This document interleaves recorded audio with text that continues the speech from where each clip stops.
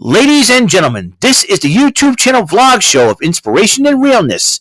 Also, this is the YouTube channel vlog show of positivity, personality, and fun. This is Eric Lima Shenanigans of 1977, and now the perpetrator of these shenanigans, Big Beefy E himself from his Big Beefy Man Cave in New Bedford, Massachusetts, Mr. Shenanigans himself, and the two-time Chilling 3000 2022 End of the Year Awards winner, Eric M. Lima.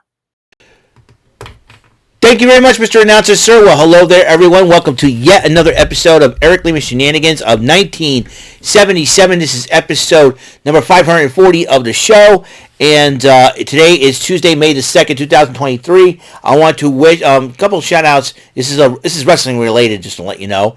I'm gonna go over the 2023 WWE Draft. It's a recap. I'm going to talk about who else were picked last night from the Raw Talk after Raw went off the air and such. And I'll tell you my thoughts and my thoughts on the draft and everything else in between. In between WWE Draft. A shout out to The Rock, Dwayne Johnson. He's turning 51 today. Happy birthday to the great one, the most electrifying man in sports entertainment today. And congratulations to Carmella. Her and Corey Graves are expecting a child. This is Carmella's first child. And they showed a wholesome video on Twitter where Corey Graves' 3 children were there. And Carmella's been like the nicest stepmother to them and all that. And then they were like in tears of happiness when they found out that Carmella was pregnant. And that was really, really cool on for Carmella and Corey to do that. So Corey Graves and Carmella, congratulations. And baby's due in November. So that means we're not going to be able to see Carmella on WWE TV for quite a while. So must be over a year or something like that. And it took a long time for Becky Lynch to come back and also Lacey Evans. So we shall see. So that kind of put a little dent in the women's division, but never fear. That's why we have the draft now. We have the WWE Draft. I'm going to go over the for both nights. Okay, this is all together for both nights from night one and this past Friday and last night from Monday Night Raw. If you check my recap, I know you know, but I figured I would do one more draft recap and let you guys know what's going on with my thoughts on this. We have Backlash is coming up, and just a little note that these rosters will not take place until after Backlash. All right. And that would start on May the 8th. Triple H botched it up. If you heard him last, they called March the 8th. Dude, we're past March already, man. Let me tell you. All right. So, this is from both nights now. From last night and this past Friday night. All right. Raw drew in the first round. I'm going to go over Raw first. Cody Rhodes, Becky Lynch, Rhea Ripley, and Seth freaking Rollins were drawn in the first round. So we get 4 first-round picks. In the second round, Raw has chosen Imperium. That would be Ludwig Kaiser, Giovanni Vinci, and the Intercontinental Champion Gunther, which the Intercontinental title is now part of Monday Night Raw. Matt Riddle, the Undisputed Tag Team Champions Kevin Owens and Sami Zayn, and the Judgment Day. So that's your second-round picks for Raw. Okay, now, Raw is a 3-hour show, so they got more picks than SmackDown does, okay? Now, third round, they picked Raw has chosen Drew McIntyre and The Miz. Then the Women's Tag Team Champions Liv Morgan and Raquel Rodriguez. And now the New Day, that would be Kofi Kingston, Xavier Woods. Big E, because of his injury, is not eligible for the draft, but I am certain that when he does come back, he'll probably join his New Day brethren. Now, in the fourth round, Raw has chosen Shinsuke Nakamura and the NXT Women's Champion Indy Hartwell. So that will be... And Trish Stratus in the fourth round. Ronda Rousey and Shayna Baszler rounds out the fourth round. And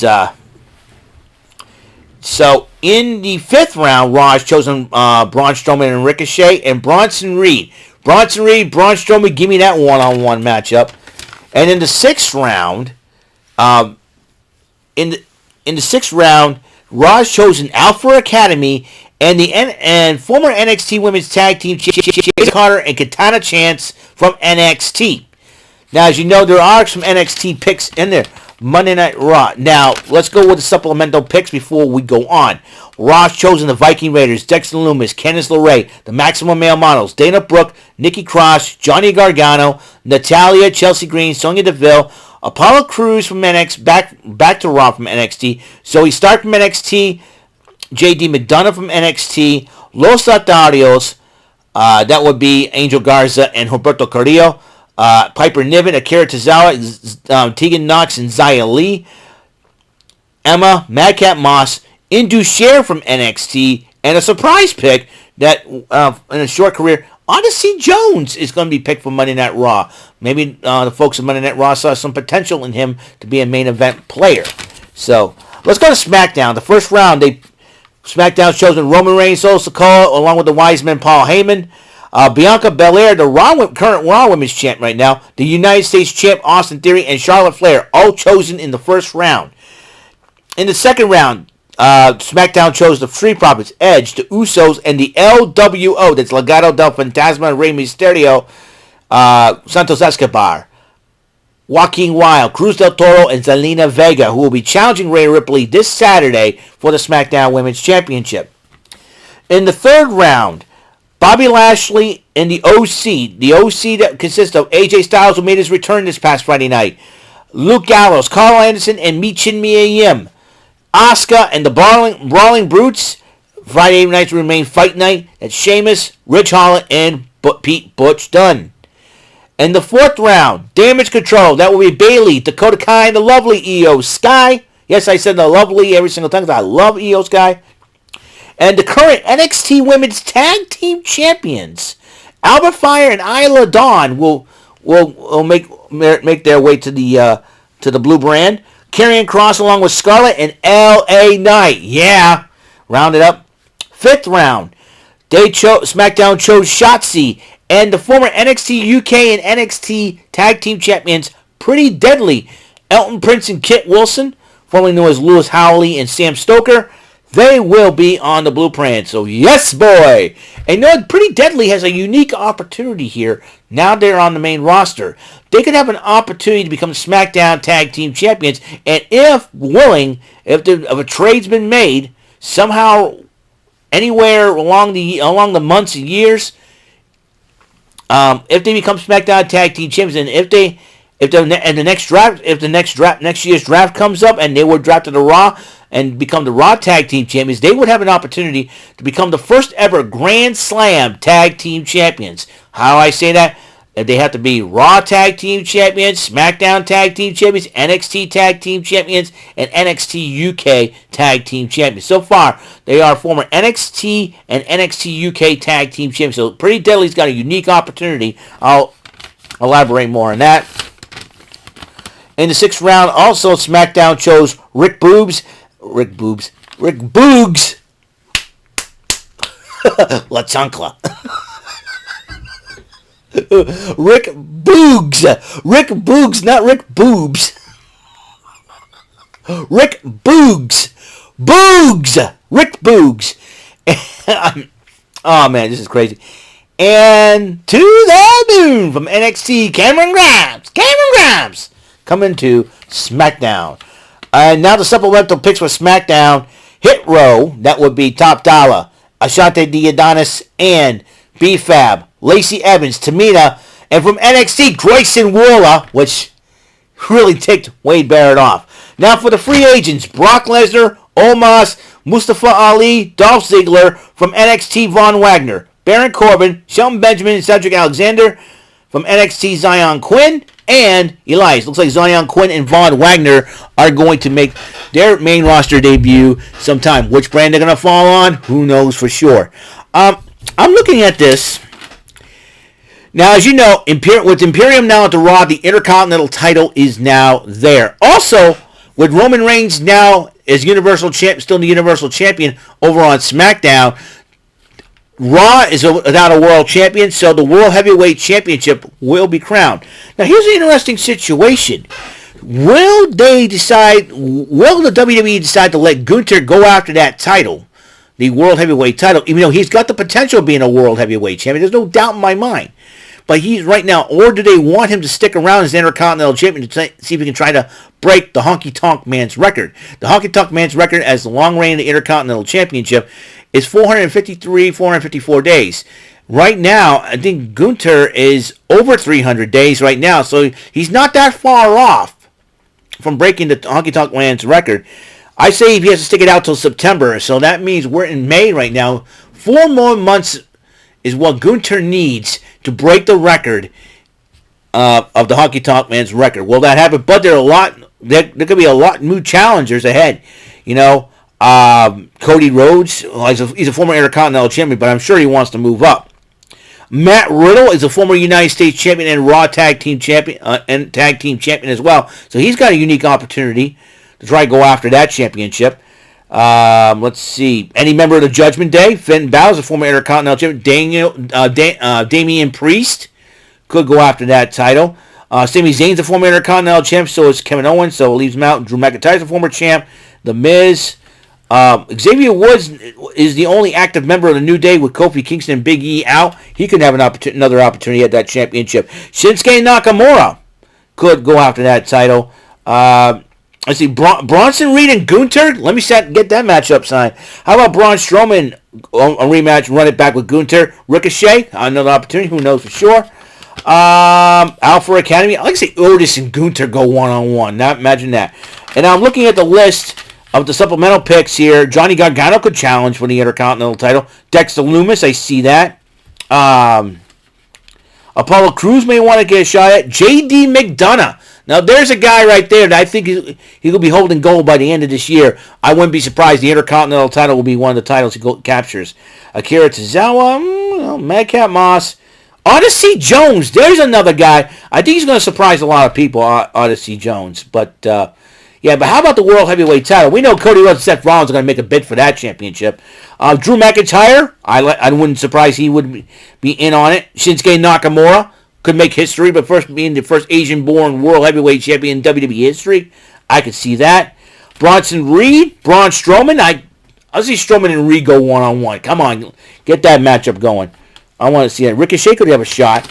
And Gargano, so either way, as far as the Intercontinental and the newly enshrined World Heavyweight Championships, I think most of the names I mentioned could go after one of those titles.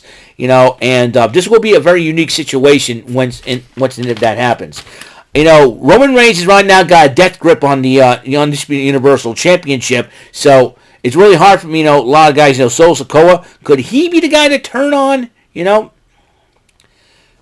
Could he be the guy to turn on his own cousin to try to go after that title? Austin Theory. He tried to cash in the Money in the Bank last year and ended up failing. So,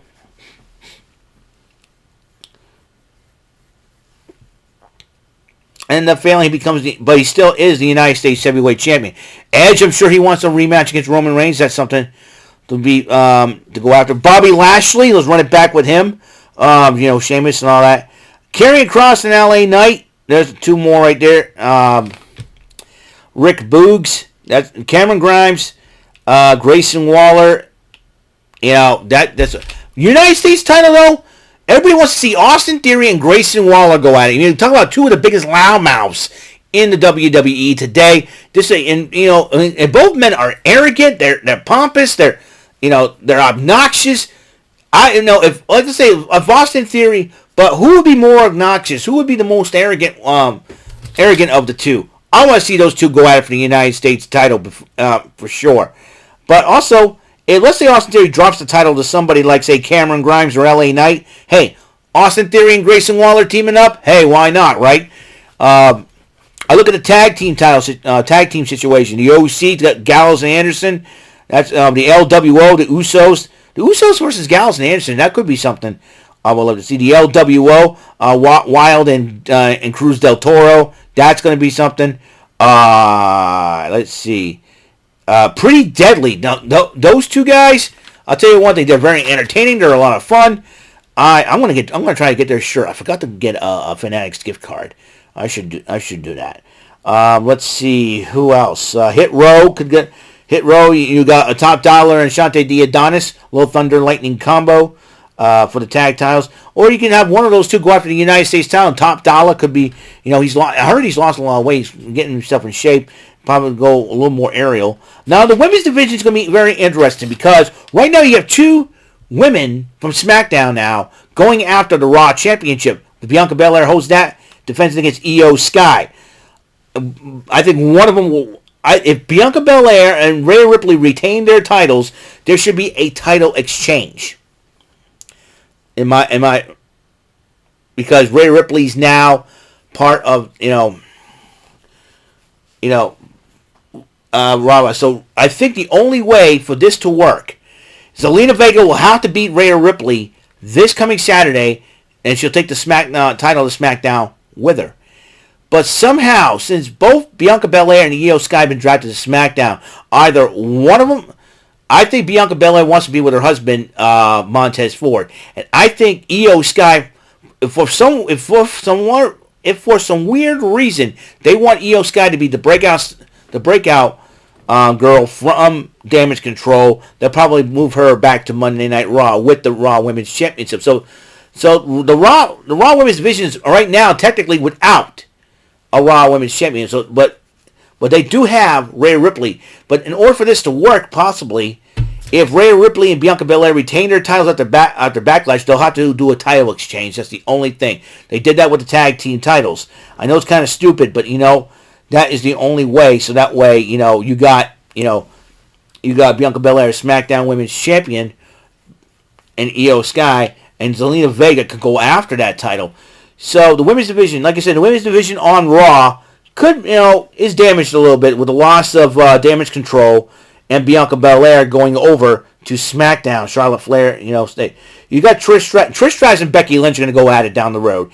Indy Hartwell is probably injured, and I don't know. She was wearing a boot while they were for the draft thing, so that's something to be concerned about. But you got Ronda Rousey and Shayna Baszler. They're deadly. They want to go. We got the Women's Tag Team Championship. If they go from the Women's Tag Team Championship, could be the golden ticket to go from brand to brand. When now Liv Morgan and Raquel Rodriguez hold those titles, maybe Rousey and Baszler could challenge them. But also you got Indy Hartwell. You got Candice LeRae, Indy Hartwell, Dexter Lumis, and Johnny Gargano on the Raw brand. The way could be reformed at that point in time. So many people said, what about Tommaso Ciampa reforming DIY? Tommaso Ciampa's hurt right now, I believe. Becky Lynch is probably hurt. So that's something to... Sonya Deville and Chelsea Green, they've been forming a team. Natalya and Zoe Stark could be a feud that I'd like to see happen. Xia Li and Tegan Nox could have something going. Or Piper Niven and Nikki Cross joining forces as a tag team. Tegan Nox and Emma, maybe, and Madcap Moss. The Intercontinental title, I can see Jinder Mahal trying to go after that title. The tag team title situation, the tag team situation on Raw. You got Kevin Owens and Sami Zayn at the top as champs. Imperium could, with Ludwig Kaiser, Giovanni Vinci, that could be another contending team. The New Day, once they get back in full power and full force, they could be contending. Braun Strowman and Ricochet. Alpha Academy. Alpha Academy could be on the splits. Who knows? Maxine Dupree still flirting with Otis or Otis. Man, what does that boy, what? Oh, man. Otis? First Mandy Rose, now Maxine Dupree. Who's next to target him? Oh, my. As far as the ladies are concerned. It would be funny and cute to see Katana Chance flirt with Otis. That's just me. And speaking of which, you got... let's see, who else? You got Viking Raiders with Valhalla. That's going to be... They're a dark horse, in my opinion. If you see the Way teaming up, Dexter Lumis could replace Austin Theory in that department. Lumis and Gargano, that of new male members of the Way. Candice LeRae and Indy Hartwell could reunite as the Way. You got Dana Brooke. I don't talk about her much. She's the last person to hold... I think she was, Nikki Cross was the last person to hold the 24/7 title. Dana Brooke won to transfer the 27 title to a women's intercontinental championship. That woman been really, really cool.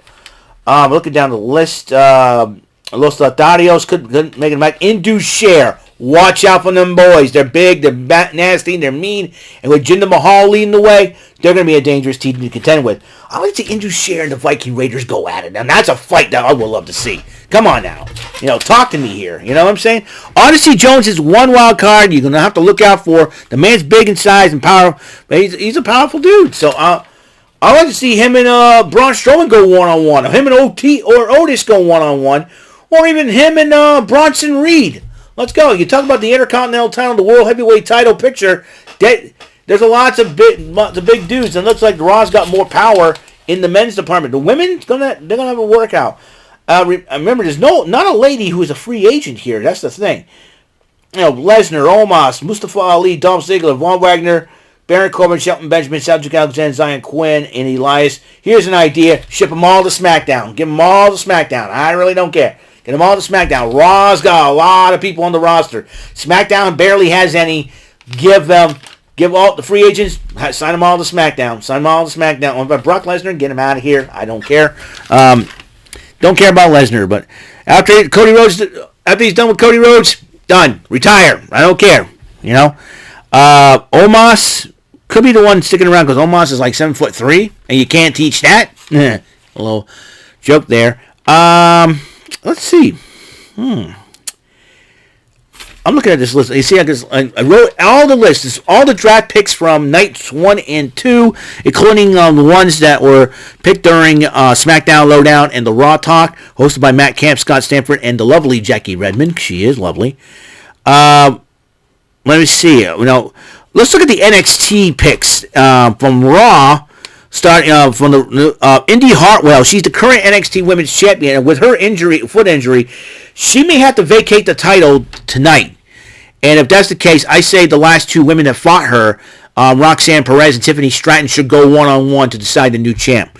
That's my personal opinion on that matter.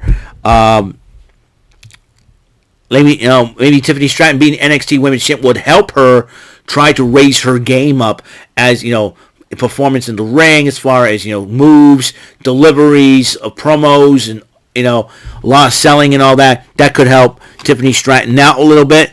I'm looking at the list here. Yeah, Kaden Carter, Katana Chance, and they just challenged Isla Dawn and Albert Fire to a women's tag team title match. If I were Shawn Michaels, I would throw two more women's teams in there, part of NXT still, and have them challenge, make a fatal 4 elimination, and let one of those two new teams win the tag team titles. But with Isla Dawn and Albert Fire going to SmackDown, and Kaden Carter and Katana Chance going to Monday Night Raw, there's a good possibility that Shawn Michaels could throw a monkey wrench in that women's tag team title match, and that could be a third team going in. Let me see, Zoe Stark. Zoe Stark is going to make a serious dent in the women's division, that's for sure. Tegan Knox and Xia Li. Piper Niven, Nikki Cross. I see Piper Niven and Nikki Cross joining forces, or if Rhea Ripley says she wants a women's tag team part of Judgment Day, Liv Morgan could be perfect, but how about Nikki Cross? She's got that psychotic mentality. I mean, she would be perfect to join up with the Judgment Day, but we shall see. Let's see. Indus Sher, that's one team that could be a threat to the tag team championships.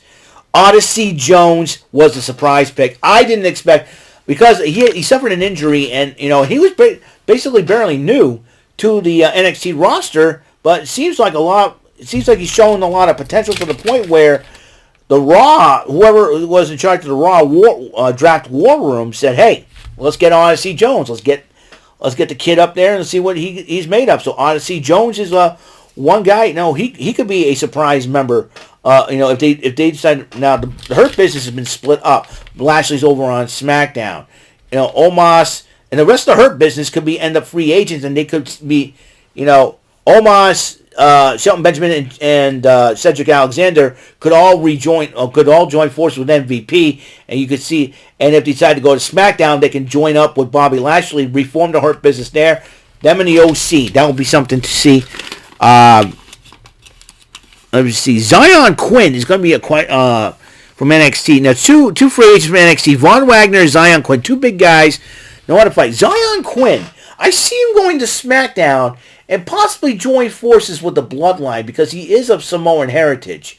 So that could be something to consider, to think about. Because if you think about it, Roman Reigns, he could kick out the Usos in the stable, keep Solo Sikoa in, and bring in another man. That other man could be Zion Quinn, and